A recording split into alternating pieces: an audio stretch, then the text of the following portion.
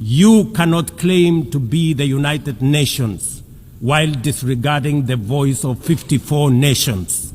It is not possible. Do you know that Muammar Gaddafi once gave a speech at the United Nations? His first and his last. That was in 2009.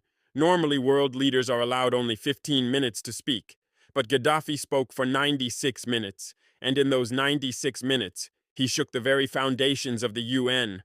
From the beginning, he did not waste time on diplomacy. He went straight to the truth. He said the UN Security Council was not a council of peace. It was not a council of justice. It was a dictatorship of 5 countries, 5 nations who used it for their own benefit, while the rest of the world was left powerless. He told them clearly, how can there be equality among nations when the destiny of billions of people is decided by the veto of a few? That is not democracy. That is domination. He attacked the wars in Iraq and Afghanistan. He called them illegal wars, crimes against humanity, wars that killed children, destroyed families, and left nations in ruins. He looked at the same leaders who defended these wars, and he told them to their faces, you destroyed these countries, not in the name of justice, but in the name of power. Then came the most dramatic moment of all. Gaddafi lifted up the UN Charter itself, the very book of promises, meant to guarantee peace, security, and equality for all nations. He read from it, and then, in anger, he tossed it aside. Because those words had been betrayed, those promises had been broken. He showed the world that the UN had become an institution of hypocrisy. And he did not stop there.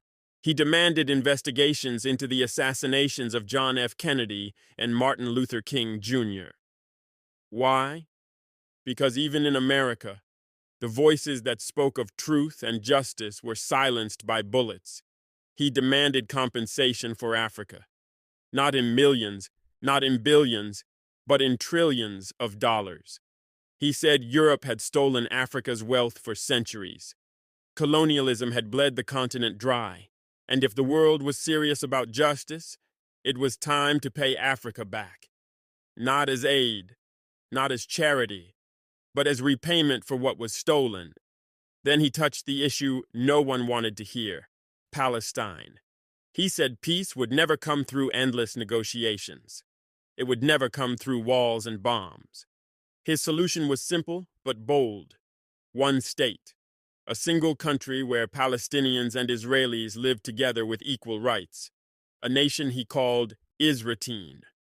Some delegates clapped, others walked out, some laughed at him, others were silent. But no one could ignore him. Because that day Gaddafi said what many leaders think, but fear to speak. He exposed the injustice of the international system. He exposed the hypocrisy of the powerful.